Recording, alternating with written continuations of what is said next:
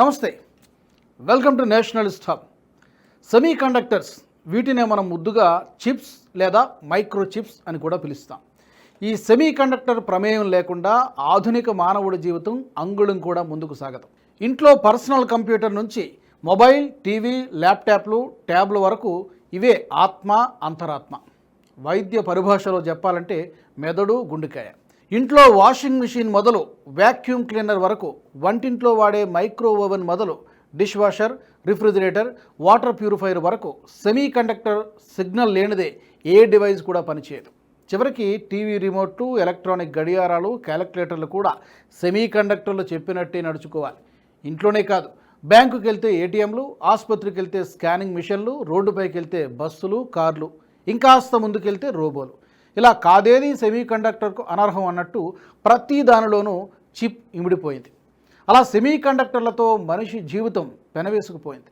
కాబట్టి సెమీ కండక్టర్ల తయారీలో సూపర్ పవర్లుగా ఉన్న అమెరికా, చైనా దేశాలు ప్రపంచ ఎలక్ట్రానిక్ రంగాన్ని శాసిస్తున్నాయి. కానీ పరిస్థితి మారుతోంది. అమెరికా, చైనాలను తలదన్నేలా భారత్ చిప్ మాస్టర్గా మారబోతోంది. ఇవి అంచనాల అంజనం వేసి ఊహలకు రెక్కలు గట్టి చెబుతున్న మాటలుగా.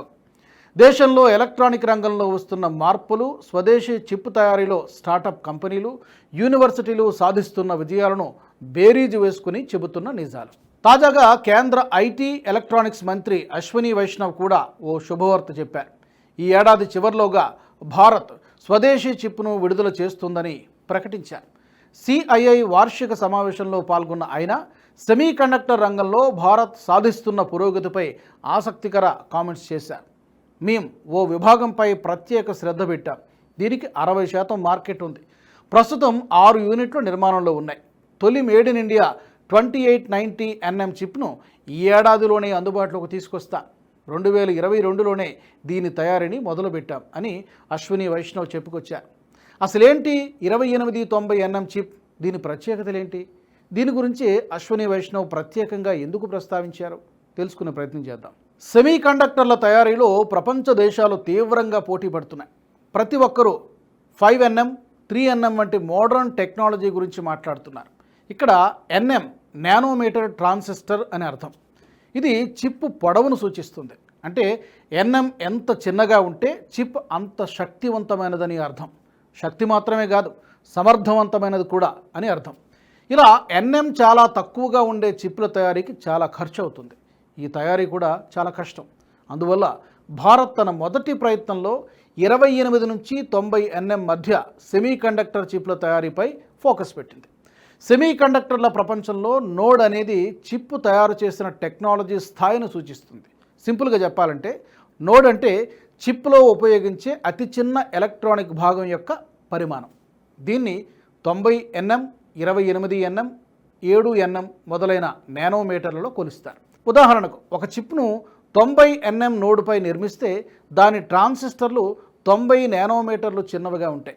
అదే చిప్ను 28nm నోడ్పై తయారు చేస్తే దాని ట్రాన్సిస్టర్లు ఇంకా చిన్నవిగా ఉంటాయి. 90nm చిప్లను మొదట 2003-2005 మధ్యకాలంలో భారీగా ఉత్పత్తి చేశారు. ఆ సమయంలో ఇంటెల్, TSMC, IBM వంటి కంపెనీలు దీన్ని స్వీకరించాయి. ఇది స్ట్రెయిట్ సిలికాన్ ఆన్ ఇన్సులేటర్ వంటి కొత్త ఆవిష్కరణల్ని ప్రవేశపెట్టింది. తద్వారా చిప్పు వేగం పెరిగింది, అలాగే ఎనర్జీ వాడకం తగ్గింది. ఆ కాలంలో వాటిని CPUలు, ర్యామ్, గ్రాఫిక్స్ కార్డుల వంటి వాటిలో ఉపయోగించేవారు. ఈ నోడ్ నేడి పాతదిగా మారినప్పటికీ దాని అవసరం ఇంకా తీరలేదు. మైక్రో కంట్రోలర్లు, సిగ్నల్ ప్రాసెసర్లు, ప్రాథమిక IoT పరికరాల వంటి అనేక చౌకైన తక్కువ శక్తి గల గ్యాడ్గెట్లు ఇప్పటికీ 90nm లేదా అంతకంటే పెద్ద నోడ్లపై పనిచేస్తున్నాయి. 2011లో 28nm టెక్నాలజీ వచ్చినప్పుడు అది 32nm, 22nm మధ్య హాఫ్ నోడ్గా ఉండేది. హైకే మెటల్ గేట్ వంటి టెక్నాలజీలు కరెంటు వాడకాన్ని 30 నుంచి 50% తగ్గించి వేగాన్ని పెంచడంతో సెమీ కండక్టర్ ప్రపంచం కొత్త ఊపిరి తీసుకుంది. AMD రాడాన్ HD7970 వంటి అధిక పనితీరు గల గ్రాఫిక్ కార్డులు, క్వాల్కామ్ స్నాప్డ్రాగన్ 410 వంటి మొబైల్ ప్రాసెసర్లు, ఆల్టీరా వంటి FPGA పరికరాలను ఈ నోడ్పై నిర్మించారు. ఈ నోడ్ దగ్గర ఉన్న SRAM సెల్ పరిమాణం కూడా చాలా చిన్నది. కేవలం 0.16 మైక్రోమీటర్ల చదరంలో పడుతుంది. ఇది 90nm కంటే 5 రెట్లు చిన్నది.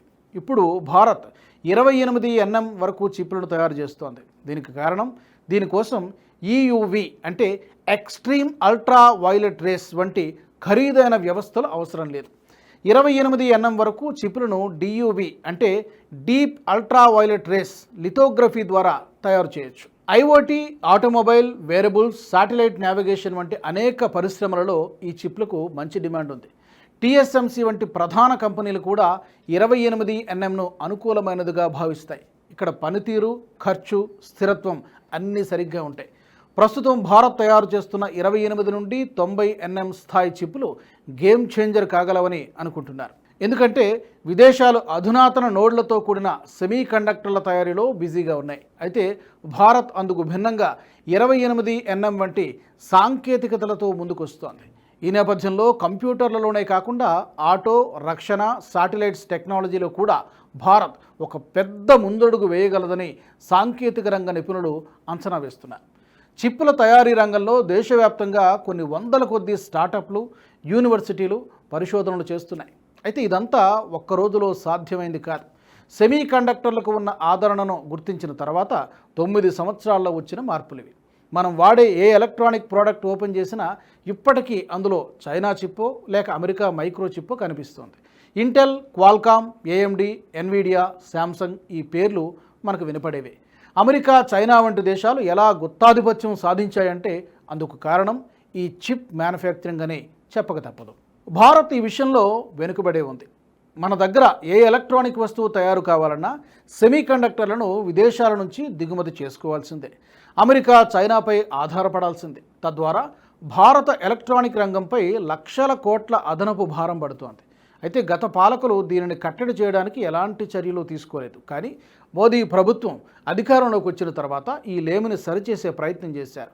భారత్లో సెమీ కండక్టర్ల తయారీకి పెద్దపీట వేశారు. ఎలక్ట్రానిక్స్ రంగంలో భారత్ ఎదగకపోవడానికి సెమీ కండక్టర్ల తయారీలో వెనుకబాటుతనమే కారణం. ఇందుకోసం లక్షల కోట్ల సంపదను కోల్పోవాల్సి వస్తోంది. ఈ లోటును పూడ్చడానికే మోదీ ప్రభుత్వం ఎలక్ట్రానిక్స్ రంగంపై ప్రత్యేకంగా శ్రద్ధ పెట్టింది. అసలు 2016 వరకు దేశంలో ఎలక్ట్రానిక్స్ కోసం ప్రత్యేక మంత్రిత్వ శాఖే లేదు. కమ్యూనికేషన్స్ అండ్ ఇన్ఫర్మేషన్ టెక్నాలజీ విభాగం కిందనే ఎలక్ట్రానిక్స్ విభాగాన్ని కూడా లాగించేవారు. కానీ మోదీ వచ్చిన తర్వాత కమ్యూనికేషన్ విభాగాన్ని వేరు చేసి ఎలక్ట్రానిక్స్ అండ్ ఇన్ఫర్మేషన్ టెక్నాలజీ పేరుతో కొత్త శాఖను ఏర్పాటు చేశారు. అంతేకాదు ఎలక్ట్రానిక్స్ సాంకేతిక రంగంలో ఎంతో అనుభవం గడించిన రాజీవ్ చంద్రశేఖర్, అశ్విని వైష్ణవ్ వంటి నిష్ణాతులకు ఎలక్ట్రానిక్స్ విభాగ బాధ్యతలు అప్పగించారు. వారి ప్రోత్సాహం, విశేష కృషి వల్ల నేడు సెమీ కండక్టర్ల తయారీలో అమెరికా, చైనాలతో పోటీ పడే స్థాయికి భారత్ చేరుకుంటోంది. డిజిటల్ ఇండియా కార్పొరేషన్లో భాగంగా ఇండియా సెమీ కండక్టర్ మిషన్ పేరుతో మోదీ ప్రభుత్వం ఓ స్వతంత్ర వ్యాపార విభాగాన్ని ఏర్పాటు చేసింది. ఎలక్ట్రానిక్స్ మ్యానుఫ్యాక్చరింగ్ అండ్ డిజైన్లో భారత్ను వరల్డ్ హబ్గా మార్చడమే లక్ష్యంగా ఇది పనిచేస్తోంది. అమెరికా, చైనాలకు పోటీగా శక్తివంతమైన సెమీ కండక్టర్లు తయారు చేయడమే ఇండియా సెమీ కండక్టర్ మిషన్ లక్ష్యంగా పెట్టుకుంది. ఆ లక్ష్య సాధనలో భారతీయ సెమీ కండక్టర్ పరిశ్రమ ఇప్పటికే గణనీయమైన ఫలితాలు సాధించింది. ఈ వరవడి ఇలాగే కొనసాగితే సమీప భవిష్యత్తులో చిప్ తయారీ రంగంలో అమెరికా, చైనాలను సైతం శాసించే స్థాయికి భారత్ చేరుకుంటుందనడంలో ఎలాంటి అతిశయోక్తి లేదు.